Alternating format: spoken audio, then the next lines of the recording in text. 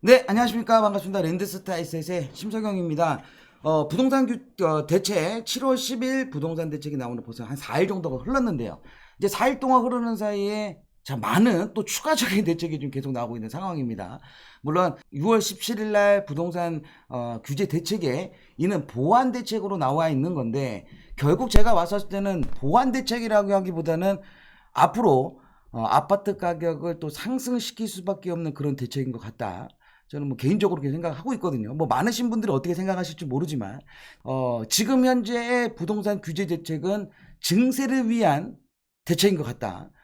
부동산 가격을 올려서 그만큼에 대한 세금을 더 얻기 위한 그렇게 유도하는 것밖에 저는 생각이 안 되거든요.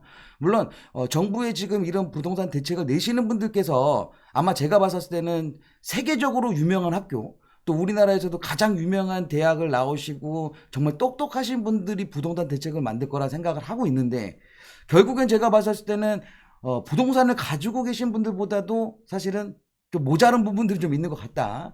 결국에는 우리가 작년에 12월 16일 날 다주택자들과의 전쟁을 선포한 이후에 다주택자들과의 전쟁에서 진 거는 벌써 확실하고요. 지금은 이런 부동산 가지고 계신 분들과의 전쟁이 아니라 현재 우리나라 경제와의 전쟁을 하고 있는 것 같다. 그래서 기존에 있었던 대책도 상당히 강한 대책이긴 하지만 항상 빠져나갈 수 있는 구멍들이 다 만들어졌었거든요. 근데 아마 이번 부동산 규제 대책 같은 경우에는 뭐 사지도 말고 팔지도 말고 보유도 하지 말라.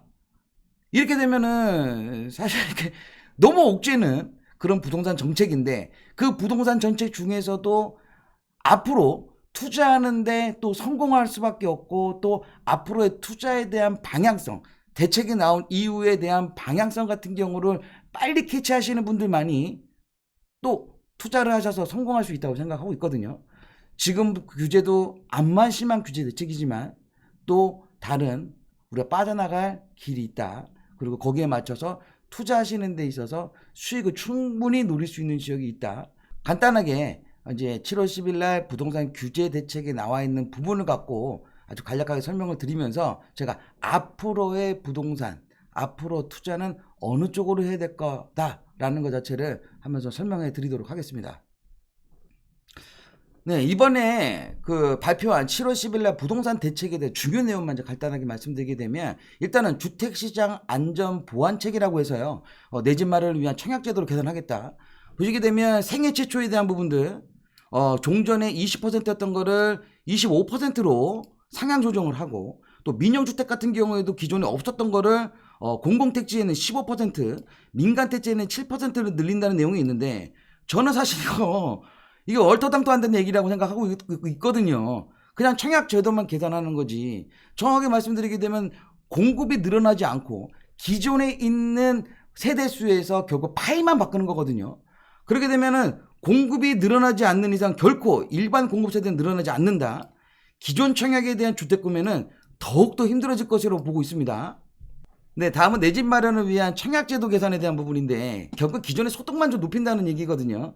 뭐 기존의 소득 같은 경우에 현재 뭐 일반적으로 봤었을 때는 130%, 우선순위 같은 경우 120%였던 거를 소득 요건이 완화하게 되면서 생애 최초 주택 같은 경우에는 맞벌이 부분은 140%, 또 뭐 130%, 이게 올린다는 얘기인데, 이것도 아까랑 그냥 똑같은 내용입니다.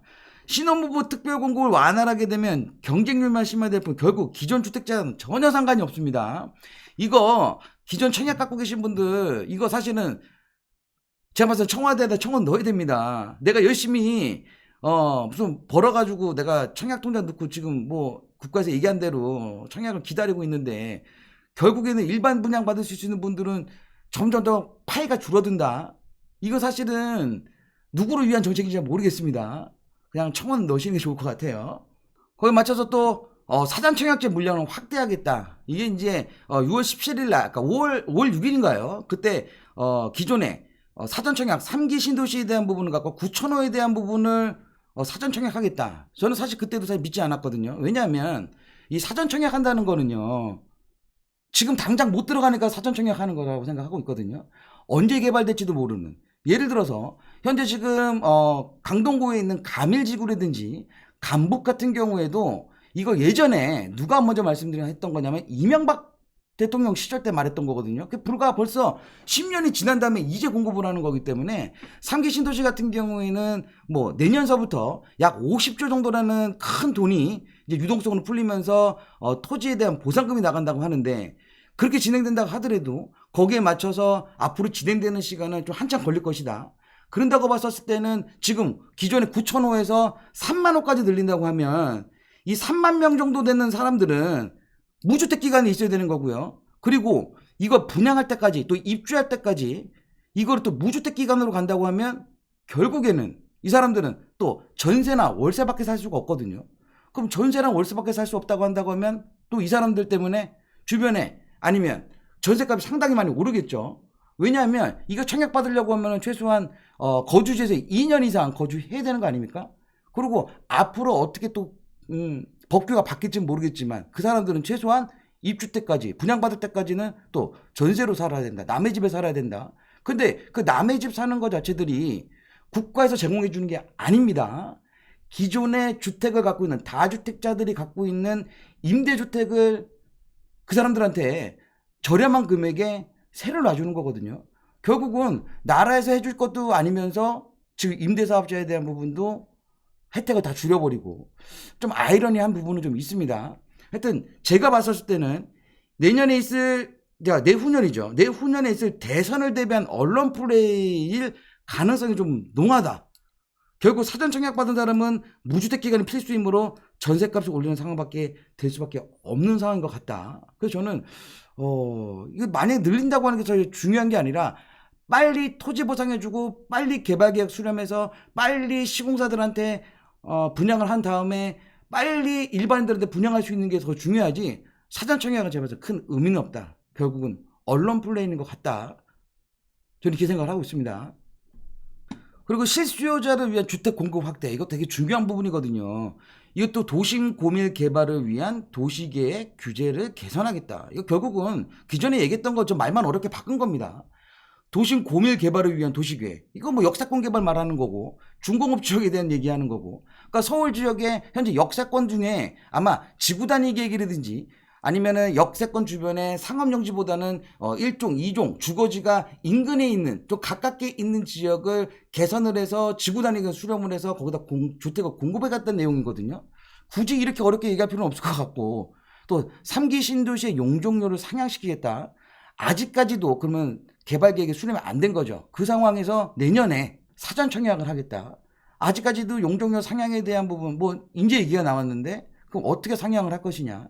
그 우리나라의 웬만한 지역 같은 경우에, 그리고 서울 수도권 같은 경우에는요 군사보호 지역이라는 게 있습니다. 왜냐하면 만약에 전쟁이 났었을 때 북쪽으로 포를 향해 가지고 쏜다고 했었을 때 그거를 저해하는 부분들을 자체들을 사실은 규제들을 상당히 많이 하고 있거든요. 예를 들어서 일산 같은 경우에도 보시게 되면 많이들 나와 있습니다. 보시게 되면은 북쪽으로 돼 있는 일산 집들, 그리고 그러니까 세로 방향이죠. 세로 방향으로 돼 있는 것들은 도로가 작고 그리고 주택이 낮습니다. 그리고 가로 방향으로 돼 있는 것 같은 경우는 도로가 넓고 뭐 주변 일대에 큰 높은 아파트를 지을 수 있게 만들었는데, 예를 들어서 뭐 말씀드리는 겁니다. 신도시 같은 경우에 그런 부분들이 있다 보니까 얼마만큼 용적률 상향을 해서 추가적으로 주택 공급을 할 수 있는지는 사실은 좀 지켜봐야 되겠지만, 일단 용적률 상향한다고 하면 저는 일단 3기 신도시도 용적률 상향한다고 하면 현재 지금 분양을 아직 안 한 2기 신도시도 용적률을 상향해 주면 안 되는 겁니까? 현재 지금 공급할 수 있는 게 그게 제일 빠른데, 뭐 저는 그렇게 생각을 합니다. 또 도시 주변의 유휴지, 도시 내 국가시설 부지 및 신규 택지 추가 발굴. 또 발굴이란 말은 이거 사실은 이거 뭐 스타크래프트 하시는 분들이 예전에 말했던 거잖아요. 제가 봤을 때는 높으신 분들도 예전에 스타크래프트를 좀 해보지 않았나 이렇게 생각하고 있는데, 일단 유휴부지, 도시나 국가시설부지, 이게 지금 지금 많이 나오는 얘기들이 뭐 세곡동이라든지 내곡동이라든지 서울 인근에 그린벨트를 해제를 하겠다. 근데 그거를 사실 며칠 전에 돌아가신 박원순 시장은 절대 안 된다라고 얘기했었는데 또 앞으로 어떻게 진행될지는 모르겠습니다. 또 거기에 맞춰가지고 어젠가요? 오늘인가 제가 한번 뉴스를 봤더니 대치동 일대, 강남구 일대 세택 있죠? 그 주변에 대치동 일대에다가 뭐 2,000호 정도 되는 아파트를 추가 공급하겠다. 이거 엄청나게 좋은 땅이거든요. 이거를 결국에는 강남 지역에 더 많은 사람들이 들어간다고 보면 결국엔 지금 나라 국가에서 얘기하는 대로 저렴한 가격에 주택을 공급한다고 했었을 경우에는 결국엔 이건 진정한 로또거든요. 진정한 로또입니다. 왜냐면 주변에 이때 보시게 되면 세택 주변 아시잖아요. 그죠? 뭐 우리가 말하는 미도 아파트, 성경 아파트, 그 건너편에 쌍용 아파트, 그 위 우성 아파트, 가장 지금 요즘 재건축 갖고 이슈 받고 있는 음마 아파트 바로 앞이거든요. 이거 제가 봤을 때는 나중에 분양하고 들어가게 되면 최소한 못해도 평당 1억이 넘는 지역인데 여기에 어떤 아파트를 공급할지는 잘은 모르겠지만 하여튼 도시 주변 유휴부지, 도시 내 국가시설 부지 등 신규 택지를 추가 발굴해서 하시겠다. 또 공공재개발, 재건축 방식으로 사업 시행 시 도시 규제를 완화하여 청년 신혼부부 공공임대 및 분양 아파트를 공급하겠다는 내용인데요. 일단 공공재개발이라는 내용은 5월 6일 날 부동산 대책에도 한번 나왔었던 부분이고 또 6월 17일 날에 추가 대책에도 나왔던 부분입니다. 그러니까 공공재개발이라는 거는 현재 지금 속도가 느리거나 현재 진행되고 진행 예정인 데에 대한 재개발 지역 중에 LH나 SH가 그러니까 업무 대행이죠. 그러니까 시행 역할을 해주면서 기존에 뭐 추가 분담금 때문에 약간 어려움이 있고 진행이 늦었던 부분들을 자기네들 대출을 해주고 장기로 옛날 10년 이상 사업이 진행됐던 거를 5년으로 단축을 해주면서 대신 임대 아파트를 추가적으로 넣겠다는 거는 기존에 발표했던 내용인데 추가적으로 들어간 건 재건축 방식입니다. 이건 요번에 처음 얘기하는 건데 재건축 방식 도대체 어떻게 진행을 할 것인가. 왜냐하면 공공재개발 같은 경우에는 사실은 기존에 있는 소유자들 중에 연세도 좀 많고 추가적으로 부담금 들어가는 거를 상당히 부담스러워 하시는 분들이 많아서 동의 못 하시는 분들이 꽤 많거든요. 근데 재건축 방식으로 들어가는 것들, 기존의 재건축 아파트들 중에 이런 형태로 들어갈 수 있는 것이 있을 것인가. 굳이 그런다고 하면 재건축 방식의 LH나 SH가 들어가서 누가 내 아파트, 좋은 아파트, 내가 지금 갖고 있는 아파트를, 그죠?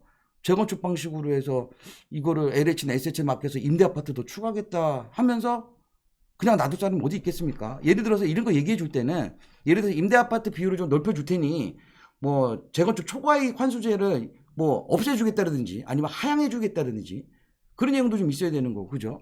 그러니까 그런 내용 없이 그냥 재건축 방식으로 사업 시행해서 도시 규제 완화해서 뭐 분양 아파트 공급하고 신혼부부 청년주택 공급하겠다는 건데 뭐 청년주택, 신혼부부 주택 뭐 가서 보신 분들은 아시겠지만 진짜 조그맣니다. 지금 이제 검단 신도시에서 분양하는 거 이거 진짜 그냥 도심 내에 있는 오피스텔 원룸만도 못 하거든요. 이런 거를 공급하겠다. 모르겠습니다. 이것도 일단 공공재개발에 대한 부분은 저는 무조건 찬성. 하지만 재건축 방식으로 사업 시행 시 재건축 방식 현재 아파트는 아니고 혹시 빌라 재건축 갖고 얘기하는 건지 정확하게 모르겠습니다. 아직 발표가 정확히 한 게 아니기 때문에. 또 도심 내 공실상가 오피스 활용, 전 이거 딱 보면서 생각했던 게 용산의 전자상가들 있지 않습니까? 그쪽을 저는 딱 생각을 들었는데 왜냐 도심 내 공실상가가 제일 많고 오피스 활용해가지고 주택으로 공급할 수 있는 거는 뭐 용산이 제가 봤을 때는 좀 딱 그냥 생각이 나는 거거든요. 워낙 지금 현재 비어 있고 그다음에 거기가 용산 개발하는 데 있어서 가장 인접돼 있는 지역이다 보니까 저는 혹시 그런 쪽에 대한 발표할 내용이 있지 않을까라고도 생각을 하는데 하여튼 일단 5월 6일 날 5월 17일 날 규제 대책에 있는 도심 고밀도 개발은 결국 역세권 개발 기존에 250m에서 한 350m로 상향 조정한다는 거. 단 2022년까지 한시 적용입니다. 이거 혹시 네이버 지도 같은 거 보시는 분들 같은 경우에는 서울에 약 한 300개 정도 되는 지하철역이 있거든요. 그 지하철역에다가 네이버 지도 들어가서 지적 편집도 보시게 되면 지구 단위 계획이 아마 안 돼 있는 지역들 중에 도시가 가까운 쪽에 아마 보시면 좋을 것 같아요. 그래서 그게 아마 지구 단위 계획이 현재 안 잡혀 있는 데들이 한 200여 군데 정도 될 겁니다. 아마 그쪽으로 좀 눈여겨보시면 더 좋을 것 같고, 중공업 지역의 개발 완화, 뭐 지금 우리나라에서 가장 큰 중공업 지역이 뭐 영등포, 성수동, 가산 구로 일대 그쪽을 좀 보시는 게 좀 좋을 것 같고, 사실은 그거 외에는 공공재개발, 지금 현재 뭐 재개발하고 진행하는 데들 많이 있잖아요. 거기서도 좀 사업성이 괜찮은데 남들이 좋아할 만한 지역은 아마 제가 봤었을 때는 올해 안에 아마 올 9월 달이나 10월 달 정도쯤에는 아마 시범 단지를 여러 군데를 지정을 해서 아마 시범적으로 시행할 거라고 저는 생각을 하고 있습니다. 그래서 그것도 좀 지켜봐셨으면 좋겠고, 요즘 뭐 얘기가 많이 나오고 있었던 주택 임대 사업자에 대한 등록 제도 보완에 대한 부분도 좀 얘기를 하고 있는데, 일단 뭐 결론만 말씀드리겠습니다. 아파트는 이제 끝났습니다. 주택 임대 사업자는 더 이상 받아주지 않는 거고요. 이거를 저도 생각해 봤었을 때는 아파트만 규제하는 게 아니라 아예 뭐 다세대나 오피스텔까지 같이 규제를 해주면 좋은데 결국엔 걔네들이 이제 블루칩이 될 것 같습니다. 아파트 투자, 갭 투자는 안 되지만 다세대 주거용 오피스텔 여전히 블루칩이 돼버렸어요. 아마 이제 좀 이따가 이제 말씀을 드릴 거긴 하지만 좀 또 다른 규제 정책이 나오지 않기 전까지는 아마 다세대하고 오피스텔에 대해 투자들 많이 하실 것이다. 일단은 보시게 되면 뭐 아파트는 다 끝났습니다. 다 끝났고요. 그다음에 4년 단기 임대, 뭐 단기 4년은 다 폐지야, 폐지. 8년 장기 임대 가는데 아파트만 안 돼, 이제 아파트도 안 되고요. 다만 허용되는 거는 아까 말씀드린 다세대와 오피스텔 뭐 가능할 거다 보시면 되겠습니다. 그리고 이제 부동산을 사게 되면 여러 가지 세금이 나가거든요. 일단은 부동산을 살 때 이제 취등록세라는 게 나가고요. 이제 보유했었을 때는 보유세와 종합부동산세, 그다음 팔았을 때 양도세라는 게 있는데 이 세 가지 다 묶었습니다. 세상에 여태까지 한 번도 제가 이때까지 부동산 한 지가 벌써 20년 정도 됐는데요. 20년 동안 한 번도 이렇게 규제를 이 세 개에 나가는 부동산 세제를 다 묶은 적은 요번이 처음이거든요. 뭔가 경기의 흐름 이거를 회전시킬 수 있는 뭐 하나라도 좀 뚫어줘야 되는데 이거 세 개 다 막아놨다는 거는 결국엔 그냥 사지도 말고 팔지도 말고 보유도 하지 말라는 진짜 이거 뭐 구석에다가 진짜 쥐를 몰아놓은 그런 격인데 그런 거일수록 사람들이 이제 어떻게 되냐 매물이 더 이상 나올 수가 없겠죠. 그렇지 않을까요? 왜냐면 팔면은 양도세 많이 나오죠. 새로 살려고 하면 취등록세 많이 들어가죠. 보유하고 싶어도 돈 없으면 보유 못하죠. 그럼 결국에는 더 양극화가 생길 거고 그 양극화가 생겼을 때 돈이 있으신 분들 같은 경우에 특히 일단 제가 봤을 때는 이래요. 만약에 학군 때문에 어쩔 수 없이 가야 되는 데 있지 않습니까? 부모의 입장으로서 자식을 좀 더 좋은 교육에서 좋은 환경에서 교육을 하고 싶은 그런 분들 같은 경우에 예를 들어서 뭐 강남 일대라든지 목동 일대라든지 뭐 상계동, 중계동 일대 교육이 상당히 잘 돼 있는 그런 학원과 밀집되어 있는지도 뭐 예를 들어 마포도 마찬가지입니다. 그런 데 같은 경우에는 이제 내가 들어가고 싶어도 못 들어가는 상황이 생길 수도 있는 거죠. 그러면 돈 있는 사람들은 돈을 주고 살 거고 왜냐하면 현재 지금 그쪽 그 학군 잘 돼 있는 지역 같은 경우에는 전세가 거의 없다고 보시면 됩니다. 아마 직접 확인해 보시면 아시겠지만 이렇게 학군 쪽으로 잘 돼 있는 데는 아예 전세 매물이 없어요. 예를 들어서 내 남편 와이프가 회사 다니는 거는 출퇴근 시간은 내가 1시간 2시간씩 다닐 수 있어도요. 애들 학교는 걸어 다니는 걸 상당히 좋아하거든요. 그러다 보니까 애들 때문에 우리 제 부모들은 힘들지만 좀 먼데 살 수가 있어요. 하지만 애들 생각한다고 하면 그게 쉽지 않죠. 근데 거기에 맞춰가지고 부동산세 같은 경우에도 현재 1주택자 같은 경우에는 기존 뭐 대로 진행하지만 2주택, 3주택자서부터는 2주택자 같은 경우는 취등록세가 8%고요. 3주택자 이상 같은 경우가 법인은 12%까지 올랐습니다. 이 12%라고 한다고 하면 만약에 10억짜리 주택을 산다고 하면요. 왜냐면 현재 지금 서울에 있는 아파트 평균가가 한 9억 1천, 9억 3천 정도 되거든요. 그러면 12%라고 한다고 하면요. 거의 세금을요. 1억을 내야 된대, 1억을. 그죠? 그러니까 10억짜리라고 하면 1억 2천을 내야 되는 상황이에요. 다주택자 같은 경우에는. 이거는 사실은 너무 과하지 않냐. 이게 사실 외국에도 이런 경우는 있습니다. 제가 알기로는 뭐 싱가포르 같은 경우도 이런 경우를 알고는 있는데 거기는 대신 양도세가 거의 없거든요. 제가 봐서 취등록세하고 양도세는 제가 뭐 다시 체크를 한번 해봐야 되겠지만 전 세계에서 가장 높지 않을까 이렇게 생각이 됩니다. 제가 아까 말씀드렸다시피 종부세 같은 경우에도 기존에 그냥 뭐 큰 금액 갖고 있는 사람들 봤었을 때 현행 한 3% 정도 제일 많이 내시면 3%였는데 이게 6%까지 올랐습니다. 그리고 8억에서 12억 2천만 원 됐던 분들이 한 0.6% 내셨던 분들이 현재는 이제 앞으로는 1.2% 내는 거가 2배 정도씩 올랐다고 보시면 돼요. 세부담이 엄청 크죠.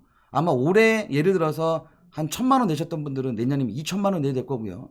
올해 2천만 원 내셨던 분들은 내년 4천만 원 내야 됩니다. 이거 이렇게 되면은 그 세금을 내기 위해서 제가 봤을 때는 더 경기가 웅크러들지 않을까. 왜냐면 세금 내기 위해서 돈을 모아야 되잖아요. 진짜 열심히 일해가지고 나라를 위해서 세금을 더 많이 내는 그런 세상이 도래된 것 같습니다. 근데 양도세 같은 경우에도 보시면 현재 뭐 그냥 개선된 부분 말씀드릴게요. 주택 입주권 같은 경우에 1년 미만에는 70%, 분양권도 70%, 2년 미만에는 60%. 팔지 말란 얘기죠. 뭐 1억 남으면 7천만 원, 6천만 원 세금 내란 얘기예요. 그 다음에 2년 이상은 기본 세율이지만 분양권 같은 경우에는 60%다. 2년 이상 같은 경우에. 그리고 또 중요한 거는 기본 세율. 예를 들어서 6에서 42%였던 기본 세율에서 2주택자는 플러스 10% 중과세가 되는 거죠. 기존에 3주택은 20%였던 거를 이제는 2주택자는 20%, 3주택자는 30% 아주 외우기 쉽게 해주신 것 같아요.